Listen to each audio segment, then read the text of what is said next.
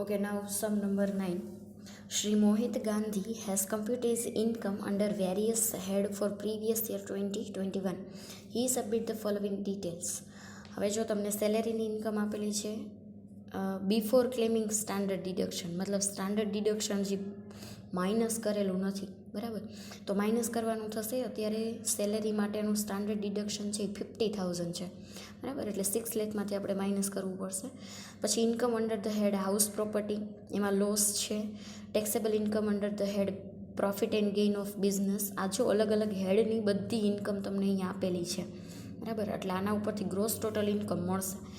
પછી છે income under the head capital gain, short term, long term profit, income from other source. એમાં TDS છે 30% છે લોટરીની અંદર, તો આપણે એ પણ TDSનું કેલ્ક્યુલેશન એ કરવું પડશે. પછી છે medical premium paid by cheque, એટલે આ જો શેની અંદર આવે, મેડિક્લેમ 80Dમાં, બરાબર. પછી expense on medical treatment of dependent daughter with disability, મતલબ કે ડિપેન્ડન્ટ ડિસેબલ પર્સન છે, DD, બરાબર, એના માટે ડિડક્શન મળશે. પછી repayment of interest on loan from Rajkot Nagarik Sahakari bank limited after 1 April 2007 for pursuing approve higher education. Repayment of interest on loan, તો એ શેની અંદર આવશે, 80Cની અંદર. Okay, repayment of loan. એના પછી અપ્રૂવ ડોનેશન. અપ્રૂવ ડોનેશન મતલબ આ ડોનેશનને રિલેટેડ જેટલા પણ તમને અહીંયા ટ્રાન્ઝેક્શન આપેલા છે એ શેની અંદર આવે, 80Gની અંદર. હવે બહુ બધી ડિટેલ્સ અહીંયા આપેલી છે.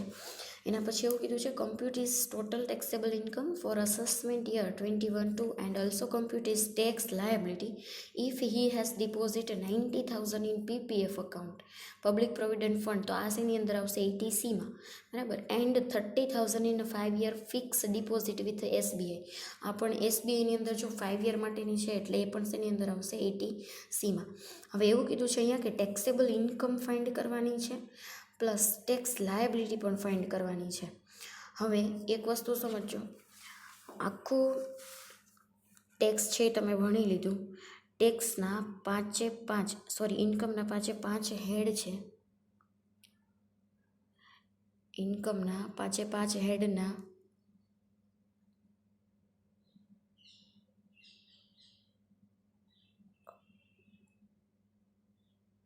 ઓકે 5 હેડની ટેક્સેબલ ઇન્કમનો ટોટલ કરશો એટલે જે ટોટલ તમને મળે એને કહેવાશે ગ્રોસ ટોટલ ઇન્કમ, બરાબર.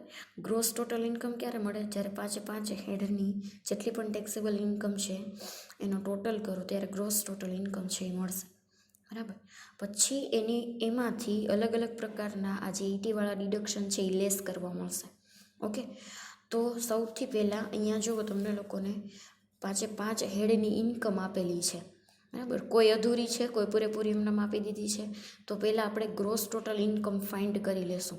ઓકે, ચલો, તો જુઓ સૌથી પહેલાં છે સેલેરી ઇન્કમ, એને એઝ ઇટ ઇઝ લખવાનું થશે, પણ બિફોર સ્ટાન્ડર્ડ ડિડક્શન છે, યાદ રાખજો સેલેરી માટેનું સ્ટાન્ડર્ડ ડિડક્શન છે એ 50,000 છે, બરાબર. જેટલી પણ એની ટેક્સેબલ ઇન્કમ આવે એમાંથી ડિડક્શન મળે છે 50,000નું સ્ટાન્ડર્ડ ડિડક્શન.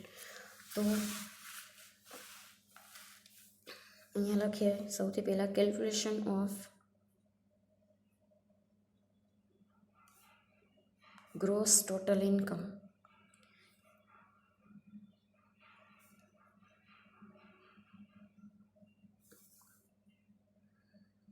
એમાં ફર્સ્ટ સેલેરી ઇન્કમ,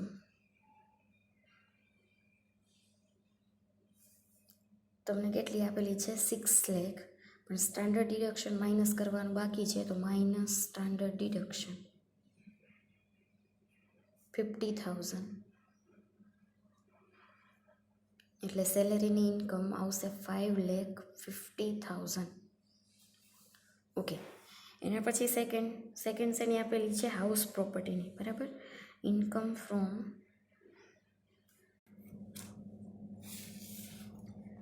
ચલો સૌથી પહેલાં શું કરવાનું થશે, જેટલા પણ હેડ આપેલા છે એ બધા હેડની 5 હેડની ટેક્સેબલ ઇન્કમનો ટોટલ કરવાનું થશે. અહીંયા તમને દરેક હેડની ઇન્કમ આપેલી છે, બધાનો ટોટલ કરવાનો થશે. બરાબર, તો મેં ઓલરેડી લખી દીધું છે, ડાયરેક્ટ જુઓ. Salary income 60,000 minus standard deduction every time. અત્યારે 50,000નું સ્ટાન્ડર્ડ ડિડક્શન મળે છે સેલેરી પર.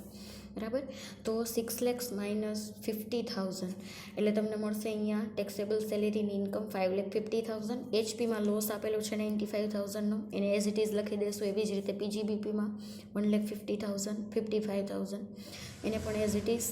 પછી સીજી કેપિટલ ગેઇન, એમાં એલટીસીજી એસટીસીજી બંનેનો total 1,95,000. Income from other source, જો લોટરીની ઇન્કમ છે ને એ ટીડીએસ પછીની આપેલી છે, તો આપણે 100% જે રીતે કેલ્ક્યુલેશન કરીએ છીએ અહીંયા અધૂરી ઇન્કમ છે, આપણે પૂરી કરીને લખી દેવાની બિફોર ટીડીએસ. તો 70 એ 21,000 છે, તો 100 એ કેટલી આવશે 30,000. ઓલરેડી તમે ભણી ગયા છો અધર સોર્સની અંદર. બરાબર, આવી રીતે ત્રિરાશિ મૂકીને કેલ્ક્યુલેશન કરવાનું થશે. પછી ઇન્ટરેસ્ટ ઓન ગવર્મેન્ટ સિક્યોરિટી બંનેનું ટોટલ કરશો એટલે અધર સોર્સની ઇન્કમ મળે છે 80,000. ટોટલ કરશો એટલે ગ્રોસ ટોટલ ઇન્કમ મળી ગઈ 8,85,000. જો અહીંયા 3 સ્ટેપની અંદર આખો સમ થશે. પહેલાં ગ્રોસ ટોટલ ઇન્કમ ફાઇન્ડ થશે, પછી ટોટલ ડિડક્શન ફાઇન્ડ થશે, અને પછી ટેક્સ લાયબિલિટી. બરાબર, ટેક્સ લાયબિલિટી કઈ રીતે ફાઇન્ડ થાય, ગ્રોસ ટોટલ ઇન્કમમાંથી ડિડક્શન માઇનસ કરી દો એટલે મળશે ટોટલ ટેક્સેબલ ઇન્કમ. તમને ટેક્સેબલ ઇન્કમ ફાઇન્ડ કરવાની કીધી છે, અને ટેક્સ લાયબિલિટી એટલે કેટલો ટેક્સ ભરવાનો થશે એ પણ ફાઇન્ડ કરવાનું છે. બરાબર, નાવ હવે 1 by 1 જો સેક્શન છે એ પ્રોપરલી આવડતા હશે, એની લિમિટ પ્રોપરલી ખબર હશે તો એકદમ ઇઝી છે. જુઓ, mediclaim premium paid by cheque, તો મેડિક્લેમ માટેનો સેક્શન કયો છે 80D. 80Dમાં મેક્સિમમ લિમિટ કેટલી છે 25,000, પણ અહીંયા તો 11,000 જ છે, એટલે પૂરેપૂરું ડિડક્શન અંડર સેક્શન 80Dની અંદર 11,000નું ડિડક્શન છે એ મળશે. બરાબર, જો 25,000 કરતાં અહીંયા વધારે હોત, ફોર એક્ઝામ્પલ 31,000 હોત, તો અહીંયા કેટલું મળત 25,000. ઓકે, યાદ રાખજો. પછી expense on medical treatment of dependent daughter with disability. Dependent disable DD section 80DD એમાં કેટલું ડિડક્શન મળે છે 75,000, અને ડિસેબિલિટી જો વધારે હોય, બરાબર 80% કરતાં વધારે હોય તો 1,25,000નું ડિડક્શન મળે છે. તો અહીંયા કંઈ કીધું નથી એટલે 75,000 છે આપણે કન્સિડર કરવાના થશે 80DDની અંદર. પછી જુઓ, repayment of interest on loan from Rajkot Nagarik Sahakari bank limited taken on 1 April 2007 for pursuing approve higher education માટેની લોન હોય તો એજ્યુકેશન મેં એવું કીધું હતું 80E ફોર એજ્યુકેશન, એવી રીતે યાદ રાખજો. બરાબર, એમાં ડિડક્શન કેટલું મળે છે, જેટલું ઇન્ટરેસ્ટ પે કરો છો એટલું ડિડક્શન મળશે 8 અસેસમેન્ટ યર સુધી. 2017માં લીધેલી છે તો 2027 સુધી, 27 નહીં પણ કેટલું થશે, હા 25 સુધી, 2025 સુધી એનું ડિડક્શન મળશે. બરાબર, તો અત્યારે આપણું અસેસમેન્ટ યર છે 2021 છે એટલે મળશે ડિડક્શન. ઓકે, 22,000 ઇન્ટરેસ્ટની અમાઉન્ટ છે, એટલું ને એટલું ડિડક્શન છે એ મળી જશે. હવે એના પછી ડોનેશન માટેનો કયો સેક્શન છે 80G. 80Gમાં આ જો PM ડ્રોટ રિલીફ ફંડ, આમાં લિમિટ લાગશે નહીં લાગે. બરાબર, જો આ લિસ્ટ પ્રોપર ખબર હશે તો જ 80G છે આવડશે, નહીંતર ડિફિકલ્ટ થશે. જો કે આની અંદર હજી જુઓ, ડ્રોટ રિલીફ ફંડ છે એમાં 50% ડિડક્શન છે એ મળે, લિમિટ લાગુ પડશે નહીં. National foundation of communal harmony એમાં પણ લિમિટ લાગુ પડશે નહીં. જવાહરલાલ નહેરુ મેમોરિયલ ફંડ એમાં પણ લિમિટ નહીં લાગુ પડે. PM કેર્સ ફંડ એમાં પણ લિમિટ લાગુ પડતી નથી. તો એનો મતલબ આપણે એક જ હેડિંગ છે એ આપવું પડશે 10% લિમિટ નોટ એપ્લિકેબલ. એમાં 100% ડિડક્શન અને 50%. 100% શેમાં મળે છે તો કે ભાઈ જો નેશનલ ફાઉન્ડેશન કમ્યુનલ હાર્મની એમાં અને PM કેર્સ ફંડ બંનેમાં 100%નું ડિડક્શન છે એ મળશે. તો એને એઝ ઇટ ઇઝ તમારે લખી દેવાના થશે. બાકીના બંને છે એમાં 50% મળશે, એટલે જે પણ અમાઉન્ટ આપેલી છે એના 50% કરવાના થશે. લિમિટ લાગુ પડશે નહીં. આ બધા ડોનેશન એ ટાઈપના છે કે જેમાં લિમિટ લાગુ પડતી નથી. કઈ રીતે ખબર પડે લિમિટ લાગુ પડે છે કે નહીં, તો એના માટે તમારે કંઈક 142 પેજ નંબર ઉપર આપેલું છે એ બધા લિસ્ટ પ્રિપેર કરવા પડશે, તો જ ખબર પડશે લિમિટ લાગુ પડે છે કે નથી પડતી. બરાબર. તો 80Gનું ડિડક્શન ફાઇન્ડ કર્યું તો કેટલું આવ્યું? 55,000. હવે શું કરવાનું છે? 80Cનું જો નીચે તમને લોકોને બે ડિટેલ આપેલી છે, પીપીએફમાં ડિપોઝિટ કરે છે અને એસબીઆઈમાં 5 યર માટેની એફડી કરે છે. તો બંને અલાઉ છે 80Cમાં, બરાબર. તો બંનેનો ટોટલ કરીએ, deposit to PPF account 90,000 and FD with SBI 5 year માટેનું છે એટલે કન્સિડર થશે. જો ઓછું હોત તો કન્સિડર થાત નહીં. 30,000 બંનેનો ટોટલ કરો એટલે 80Cનું પણ ડિડક્શન મળી ગયું. બધા જ સેક્શનના ડિડક્શનનો ટોટલ કરો એટલે ટોટલ ડિડક્શનની અમાઉન્ટ આવે છે 2,83,000. નવ ટેક્સેબલ ઇન્કમ છે કઈ રીતે મળશે? તો પહેલાં જો ગ્રોસ ટોટલ ઇન્કમ આપણે ફાઇન્ડ કરેલી હતી, એમાંથી ડિડક્શનની ટોટલ અમાઉન્ટ છે એ લેસ થશે 2,83,000 એટલે તમને ટેક્સેબલ ઇન્કમ મળી ગઈ 6,02,000. નાવ 6,02,000 ની ટેક્સેબલ ઇન્કમ છે. ટેક્સ કઈ રીતે લાગુ પડશે? Slab wise. એ પર્સન છે senior citizen, super senior citizen એવું કાંઈ કીધું નથી, એટલે નોર્મલ ફર્સ્ટ સ્લેબ છે એ જ લાગુ પડશે. તો પહેલાં 2,50,000 ઉપર નીલ થશે, બરાબર. તો હવે રિમેનિંગ અમાઉન્ટ કેટલી રહી છે? એમાંથી ખાસ કરીને લોટરી અને એલટીસીજી બંને પહેલાં માઇનસ કરવાનું થશે. શા માટે? કારણ કે જો એમાં અલગથી ટેક્સ રેટ છે જ. લોટરી છે તેમાં ટીડીએસ, અહીંયા રહ્યું, લોટરીમાં ઓલરેડી ટીડીએસ છે એટલે એક વખત ટેક્સ પે થાય છે તો બીજી ઉપર ટેક્સ પે થાય નહીં. એવી જ રીતે એલટીસીજી છે એના સ્લેબ પ્રમાણે એના ઉપર ટેક્સ પે નહીં થાય, એમાં ફિક્સ પર્સન્ટેજ છે 20%, બરાબર. એસટીસીજી હોય તેમાં 15% છે. એટલા માટે આ બંને ઉપર સ્લેબ પ્રમાણે ટેક્સ નહીં પે થાય તો ઇન્કમ ત્યાંથી કાઢી લઈએ, બરાબર. લોટરીની 30,000 એમાં રિવર્સમાં લખાઈ ગયું છે. લોટરીની ઇન્કમ 30,000 અને એલટીસીજીની છે 1,25,000. એ બંને કાઢી નાખો એટલે રિમેનિંગ કેટલી બચે છે? 1,97,000.